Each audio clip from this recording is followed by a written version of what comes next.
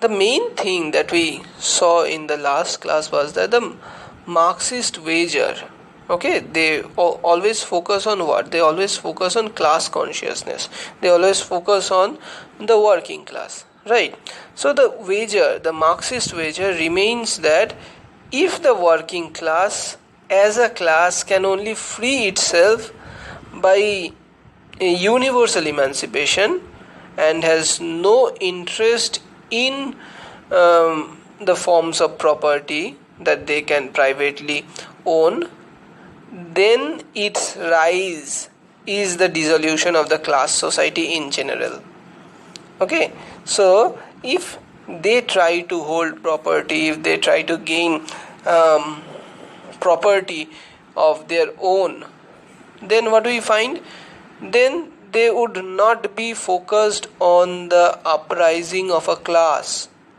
ওকে, তাহলে তারা কি করছে? তারা তো নিজেদের প্রপার্টি অ্যাকিউমুলেট করতে বেশি ফোকাসড হয়ে যাচ্ছে, right?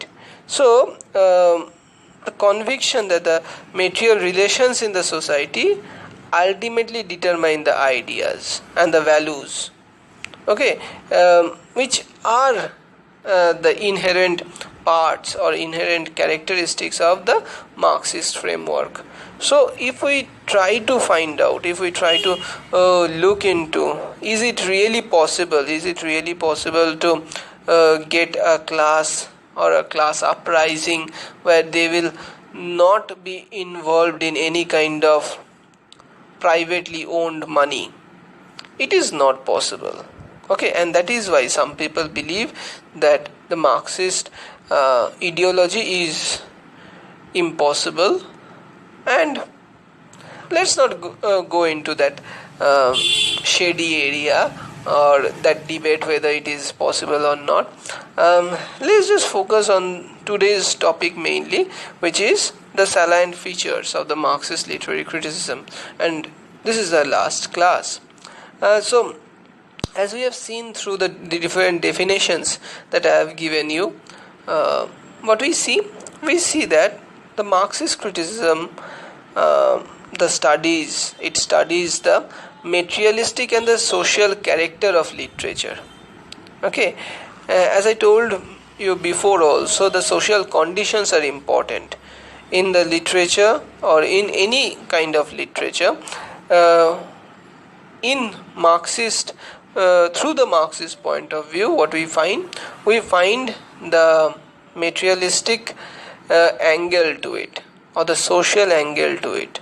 As I told you also, that you need to look into the class consciousness growing, okay, or the operation that is happening, okay, the capitalist operation, you might say, okay. And also what we find here is that it is influenced by the politics of Marxism, which is essentially a critique of capitalism, right? As I told you before also, that capitalism actually is a product of what? Is a product or came out into this world with the French Revolution, okay, with the ideas of liberty, equality and fraternity. Because a new class, due to the political revolution, that is the French Revolution, what we are getting?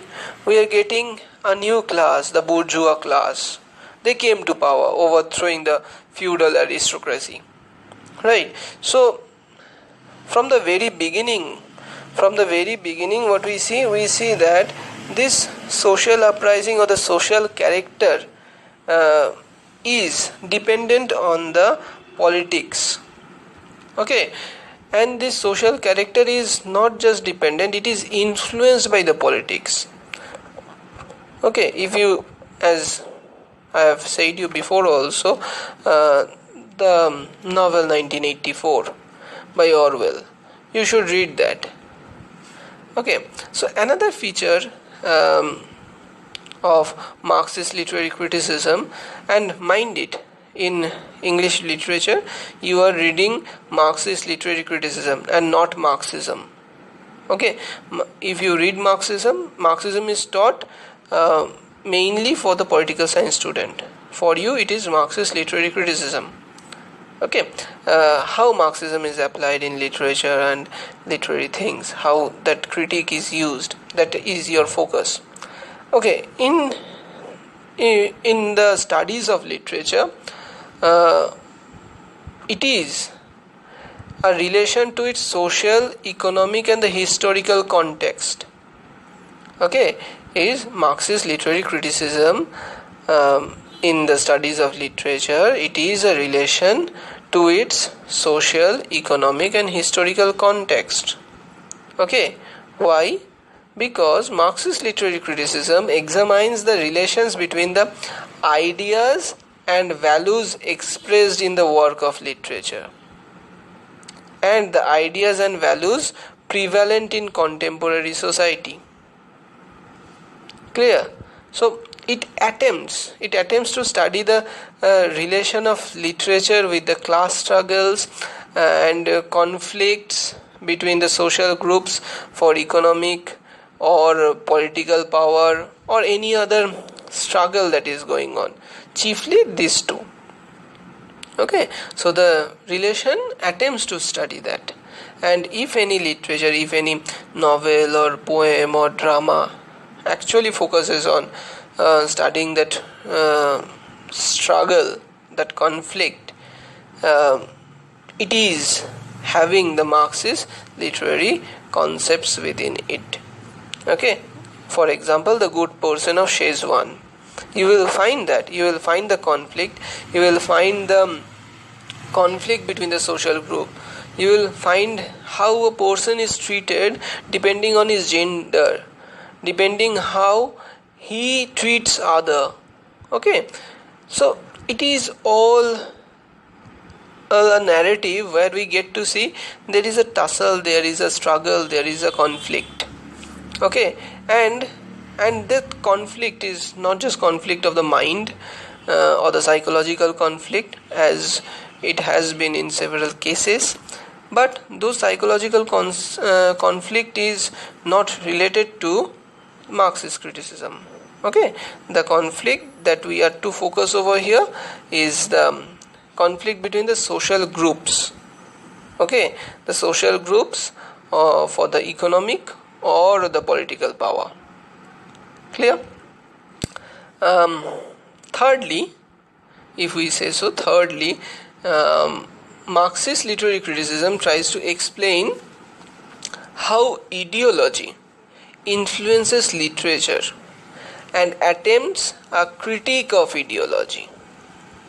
Okay, so ideology works to justify unequal social and economic conditions and hide these social contradictions using literature. How? Because why this is happening? Because it actually tends to focus on explaining the influence it has on literature. Any kind of ideology. I have explained what ideology is, right? So any kind of ideology you focus on, one or the other will influence your kind of literature, or you, okay, or the writer who is writing, right? So and what we find here is that this Marxist literary criticism not only explain how ideology influences the literature, but also critiques the ideology itself. যে ইডিওলজির উপর base করে তোমার ওই লিটারেচারটা তৈরি হচ্ছে, ঠিক আছে, সেই ইডিওলজিটাকে সে কি করছে, সে সেই ইডিওলজিটাকেও কিন্তু ক্রিটিক করছে। ক্লিয়ার? সেটাই হচ্ছে ইম্পর্টেন্ট হয়ে দাঁড়াচ্ছে। And what we find here is that এই ইডিওলজি দিয়ে মেইনলি মার্কসিস্ট লিটারি ক্রিটিসিজমের যেগুলো বিশ্বাসী যে ইডিওলজিগুলো রয়েছে তার থ্রু দিয়ে কী করা হচ্ছে, তার থ্রু দিয়ে হচ্ছে যে আনইকুয়াল যে একটা ব্যালেন্স রয়েছে, আনইকুয়াল যে সোশ্যাল ইকোনমিক কন্ডিশন রয়েছে, রাইট, সেই আনইকুয়াল সোশ্যাল ইকোনমিক কন্ডিশনগুলোকে হচ্ছে জাস্টিফাই করার চেষ্টা করছে। And what they are trying to do, they are trying to hide social contradictions using literature. Okay. Fourthly, The metaphor of base and superstructure. I talked about it on the first lecture. During the first lecture, I have described what is base and what is superstructure. I am not going into that again. So, this metaphor of base and superstructure has been frequently used, and it is interpreted in different ways by Marxist critic. Okay, for Marx, base is this economic structure of the society, and superstructure is a forms of social consciousness like morality, politics, art, culture of the society. Okay, but in subsequent discussion, the relationship between base and superstructure has been contested variously. Okay, it is, or it has been interpreted and is used in the analysis of the different art forms, where we get to see that it changes the base and the superstructure. The idea of the base and superstructure changes. So it is for Marx, it is the base is mainly the economic structure of the society, the relationships between the productions, okay, and whatnot. But what we find here is that in literature, when we go through this base and superstructure struggle, what we find that this linking or this dependency changes. Okay, this dependency changes as in how this idea, this art form is dependent not just only the base, it might be dependent on the superstructure also, that is the culture also. Okay, it is not just money minded thing. Okay, every literature is not made, every book is not written depending on the market it is to cater. In the market it is to be sold, right? Some literature are written depending on the the culture of the society. Okay, the moralistic needs of the society. Some literatures are written based on that. Okay, so for Marx, it might be the economic principle, but for literature we can see that there are changes, or it can be interpreted in different ways. Next point, what we find, Marxist literary criticism. In Marxist literary criticism, it undertakes an ideological study of literature, and in this sense that it examines literature as the direct expression of the class interest. And it is quite right, because it depends on what class wants. Okay, it depends on the it depends on the need, it depends on the demands. Okay, it depends on the class interest. একটা society, একটা community কি চাইবে সেরকম হচ্ছে literature বেরোবে। Okay, it depends on what is needed in the market. Clear? So such study is carried out in two ways. Number one, by showing how certain ideas and values are structurally imposed through literary work, and by showing the apparatus of publishing and distribution. Okay, so কি করে হচ্ছে তোমার এই যে ইডিওলজিটা, I have talked about ideological state apparatus and repressive state apparatus, right?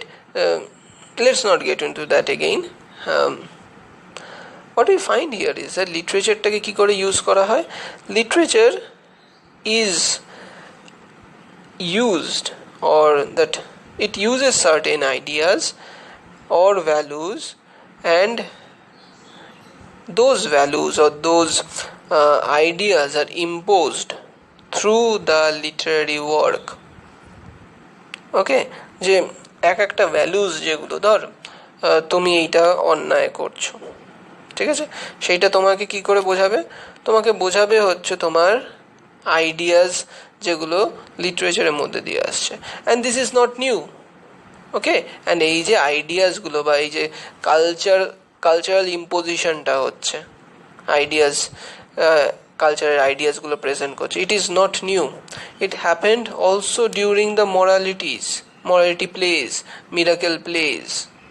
Okay, the ideas of the church were propagated through them, through those mystery, miracle and morality plays.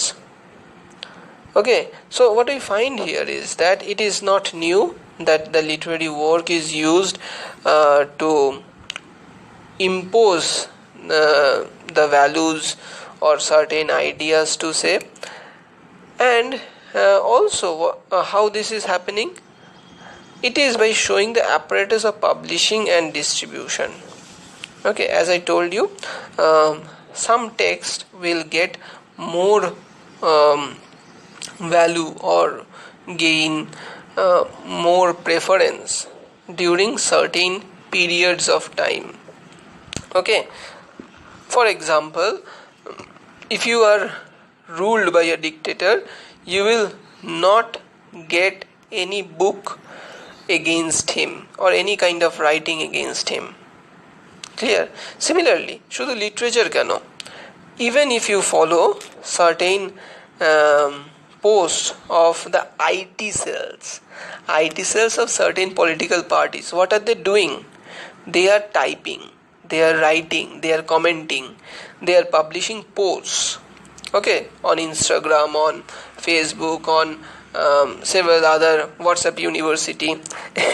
So what we find here is that they are placing those posts, those messages for what? To propagate the idea of a certain class, of a certain community, of a what can you say, any kind of idea they want to propagate through their kind of literary work. What is their literary work? It might be a meme, it might be a post, it might be any story about the supreme leader. He can swim with crocodiles, he can shed tears like crocodiles, right? So what we find here is that all these things are becoming a part of a narrative, okay, where one tries to propagate his idea. Okay, so Marxist literary criticism undertakes this. Okay, it examines literature as a direct expression of the class interest. Okay, and why this kind of post, why this kind of this Jagran Manch, certain communities Jagran Manch is growing up. Okay, save this religion community is growing up, because that is the need, or that is the need that is being created in the market. ওকে, সেই নিডটা ওই মার্কেটে তৈরি করা হয়েছে, তার জন্যই সেই জিনিসটা সেল হচ্ছে, সেই জিনিসটা প্রোপাগেটেড হচ্ছে। I hope you have understood. Okay, so next point, if we see, Marxism developed in two phases. Okay, the first phase can be called the Soviet or the Russian Marxism. Okay, because Russia they never existed. Okay, it was mainly Soviet. Okay, as it was concentrated in Russia or the erstwhile Soviet Union, critics who practiced Soviet Marxism or Russian Marxism were focused on state apparatus, okay, and political economy, and what we find here is that it included Georgy Plekhanov, Plekhonov, and Karl Kautsky, Karl. Okay, Karl Kautsky, again Kautsky, Kautsky. Okay, so they focused on that. Whereas in the second phase, which is defined or termed as the Western Marxism, it began later. It began later in 1920s in Europe. Also, what we find here is that critics who practice this were influenced by the Russian Marxist theorists. Okay, and included whom? Included George Lucas, Antonio Gramsci, Karl Korsch, Karlkorschh. Okay, so they analyzed art, culture, and literature from a Marxist lens. So see the difference. Okay, so first of all, these two people, not these two people, the first part, the Russian Marxist, okay, or the Soviet Marxism, mainly focus on the social angles. Okay, the politics, the economy, how it will be implemented, how the ideology will be implanted into the minds, and so on and so forth. Okay, it mainly focused on the realistic principle. Okay, they focused on how the society will be monitored, governed through this. Clear? They focused on these apparatuses of the politics or the economy. Clear? Whereas when we shift towards 1920s in Europe or later half, what we find? We find that Marxist theories who are like Antonio Gramsci, George Lucas, and several others, they analyzed art through those lenses. Okay, through the lenses of identifying politics or the political economy, better to say political economy. Every economy is political economy. কোনো একদিন বলবো ক্লাসে how every economy is political economy. You are paying the tax, but unfortunately you are not getting the benefit out of it. Some people who are at the power through your vote is controlling that money.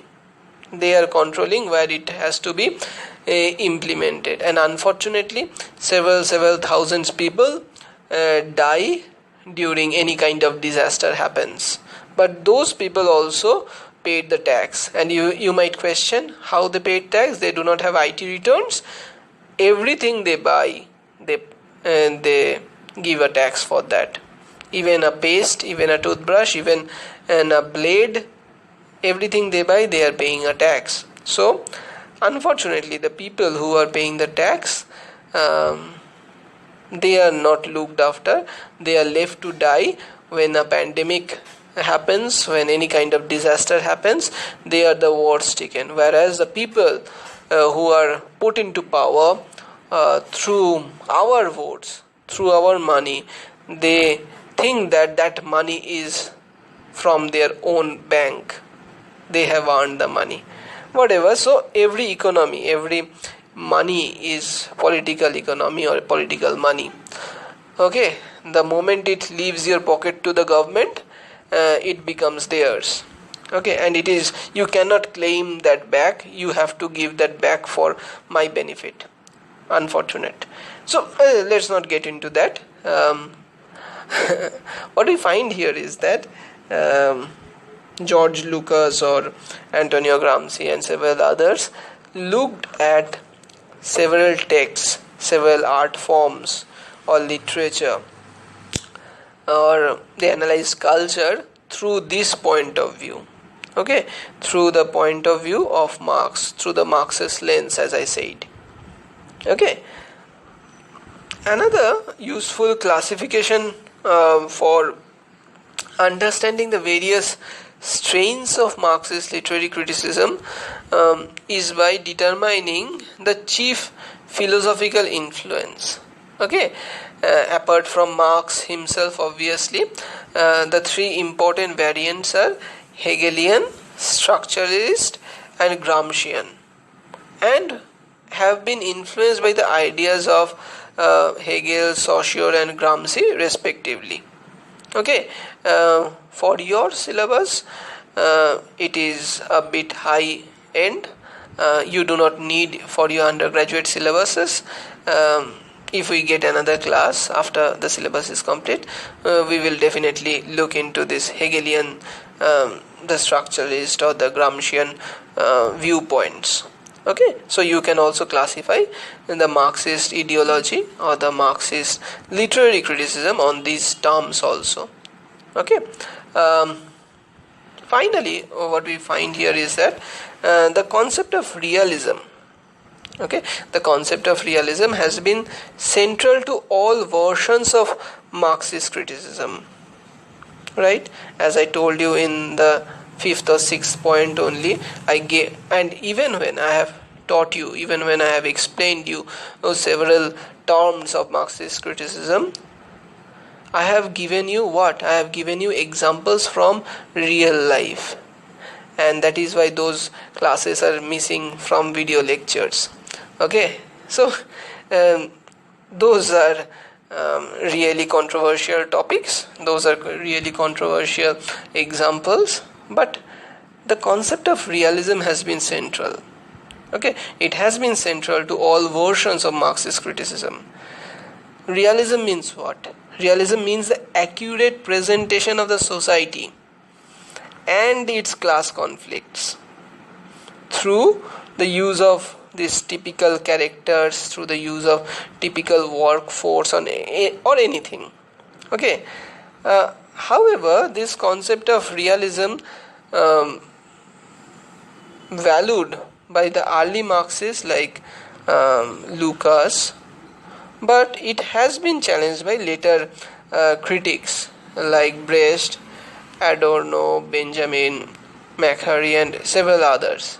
For Brecht, as he is in your syllabus, for Brecht, it is important that literature expresses or expects uh, this radical and revolutionary content rather than present an accurate portrait of the society.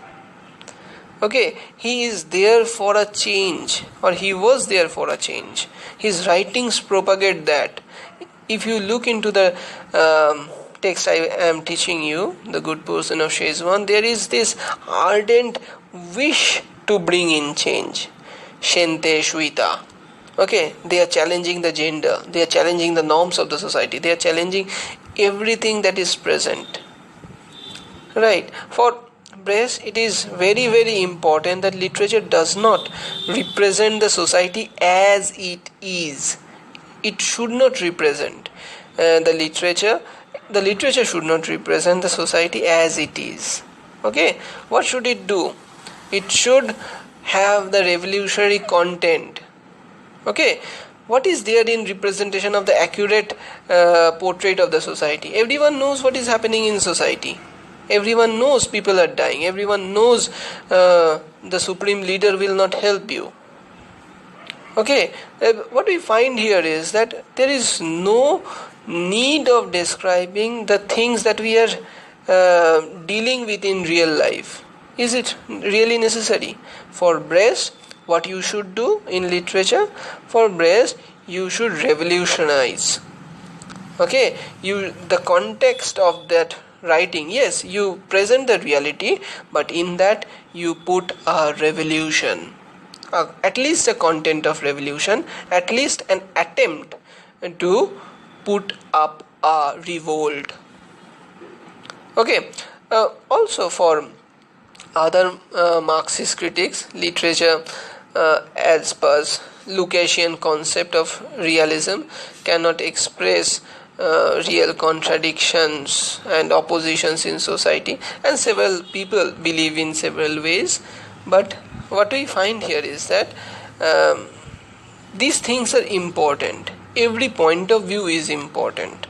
Okay, so for example, the Lucasian concept portrays that realism cannot be expressed.